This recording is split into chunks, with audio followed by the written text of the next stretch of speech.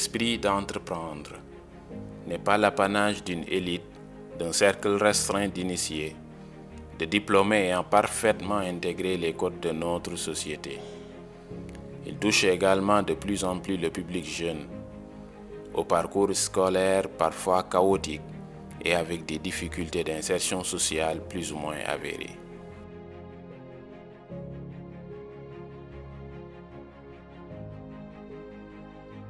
L'entrepreneuriat, c'est une composante de l'insertion professionnelle. Parce que l'insertion professionnelle peut se définir comme le processus qui conduit à une personne à un emploi durable et conforme à ses aspirations. Et à travers donc ce processus, on peut voir deux composantes, l'accès à l'emploi salarié ou l'accès à l'auto-emploi ou le développement d'une activité entrepreneuriale. C'est pourquoi, en fait, de manière globale, on considère que l'entrepreneuriat, c'est une composante en fait, de l'insertion professionnelle et on parle beaucoup plus de l'auto-emploi dans ce cadre. Je dirais plutôt relation,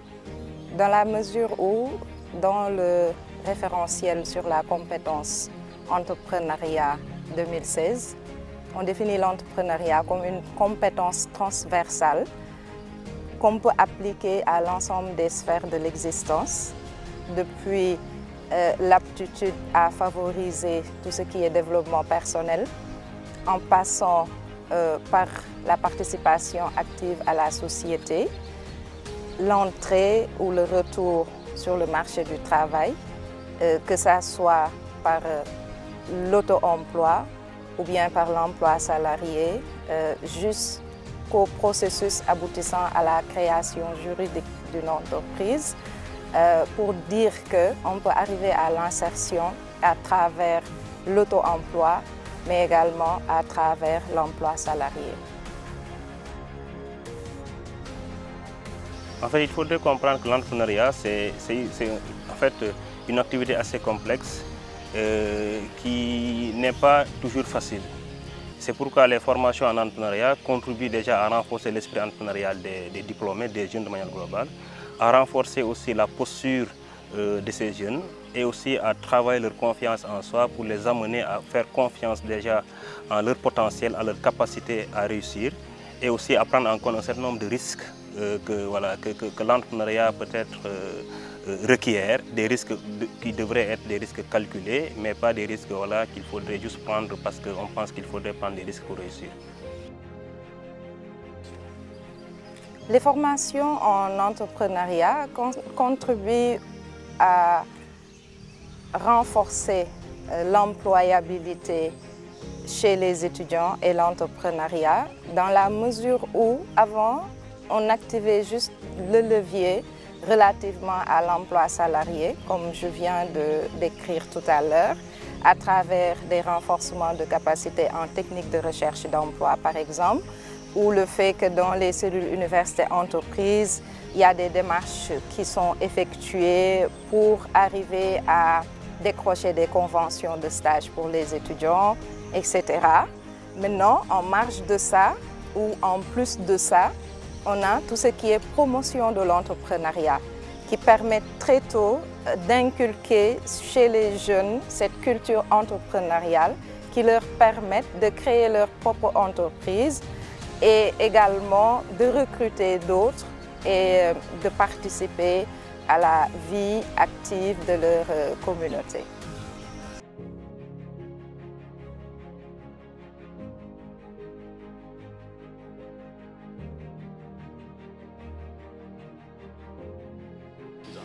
En fait, il y a une théorie en entrepreneuriat qui se définit autour de ce qu'on appelle l'éducation à l'entrepreneuriat ou bien l'apprentissage entrepreneurial. Et comme tout état d'esprit, je pense qu'il y a un processus de socialisation. L'environnement peut aider parce qu'il y a des gens qui ont naturellement cet esprit d'initiative et je pense que c'est quelque chose qui peut être utile. Mais au-delà en fait, de cet esprit d'initiative qui pourrait peut-être lié à notre environnement ou bien à notre socialisation, il y a également peut-être des efforts institutionnels qui sont développés par les écoles, par les universités, mais également par des structures qui sont habilitées, dans le sens en fait, de promouvoir l'entrepreneuriat en inculquant aux jeunes un certain nombre de valeurs telles que la prise d'initiative, le goût du risque, l'autonomie, pour les amener en fait, à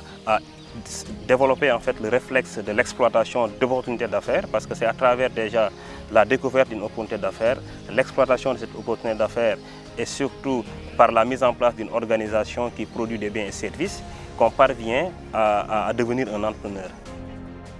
Je dirais que l'esprit d'entreprise, c'est la capacité d'un individu à se lancer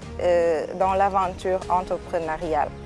Et cela demande une prise de conscience par rapport à ses prédispositions naturelles, parce qu'on peut avoir une fibre entrepreneuriale,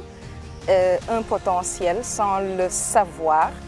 ou bien qui est en sommeil et qu'on ferait mieux de développer. Donc à travers tout ce qui est esprit d'entreprise, culture entrepreneuriale, on amène les jeunes, les femmes, en tout cas quelle que soit leur catégorie, à se rendre compte de leur potentiel entrepreneurial, mais aussi à prendre conscience des problèmes, des besoins, des opportunités dans leur communauté et à essayer d'y apporter des solutions, des réponses pour aider les gens à mieux vivre. Maintenant, comment le susciter, comment le développer, c'est à plusieurs échelles. Déjà au niveau étatique, on sait qu'il y a pas mal de politiques incitatives dans ce sens. Dernièrement, on a assisté à une réorientation budgétaire permettant de renforcer l'entrepreneuriat chez les jeunes et chez les femmes. On a également une pluralité de structures d'accompagnement à l'entrepreneuriat qui aujourd'hui s'organisent autour d'un guichet unique pour que les services, l'accompagnement soient accessibles à tous, toutes, partout où ils soient, que ce soit en milieu universitaire et de façon très large. Donc c'est une façon de l'encourager, de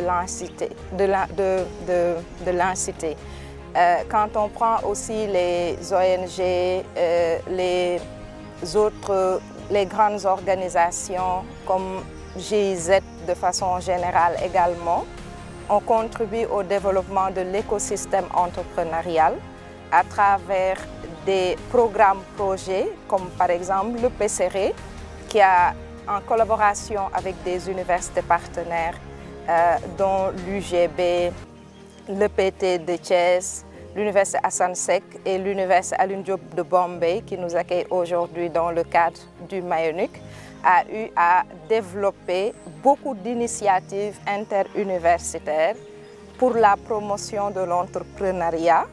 mais également soutien des initiatives à l'échelle institutionnelle comme le Mayonic avec l'UAD, comme les entrepreneuriales à l'UGB par exemple. Tout ceci contribue à développer l'esprit entrepreneurial chez les jeunes, chez les femmes, pour que les gens se rendent compte de tout leur potentiel, comme on a dit tantôt, mais aussi de comment ils peuvent impacter positivement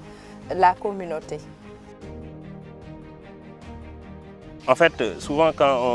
on échange avec les jeunes sur ces questions, on utilise souvent la notion de caractéristique. C'est le goût de l'initiative, la prise de risque calculée, l'acceptation également de l'échec, parce qu'il faudrait éviter de penser qu'il faudrait créer une entreprise et automatiquement réussir. Donc il y a des questions, il y a un parcours plus ou moins délicat. Il faudrait également avoir en fait dans l'esprit la culture de la planification, parce qu'il faudrait rester dans une dynamique avec une vision de long terme. Et cela s'adosse en fait sur une planification qui est beaucoup plus adaptée, qui prend en compte les situations. Donc développer également la prise de risque calculé, avec une approche plus ou moins à échelle. C'est tout un ensemble d'éléments. La réflexion également peut-être pourrait porter autour en fait, de la capacité en fait, à identifier des opportunités d'affaires. Il faudrait également, de manière globale, être quelqu'un qui est intéressé par la créativité. Parce que c'est à travers ces différents éléments, ces différentes caractéristiques, la confiance en soi également, l'estime de soi, la confiance en ses capacités, à son potentiel, qui favorise parfois la réussite de certains projets. Mais au-delà de ça également, parmi ces caractéristiques, il faudrait également être quelqu'un qui accepte aussi peut-être de s'inspirer de gens qui ont réussi, qui accepte également de se faire coacher pour se challenger parfois, avoir des défis et être dans une logique en fait, voilà,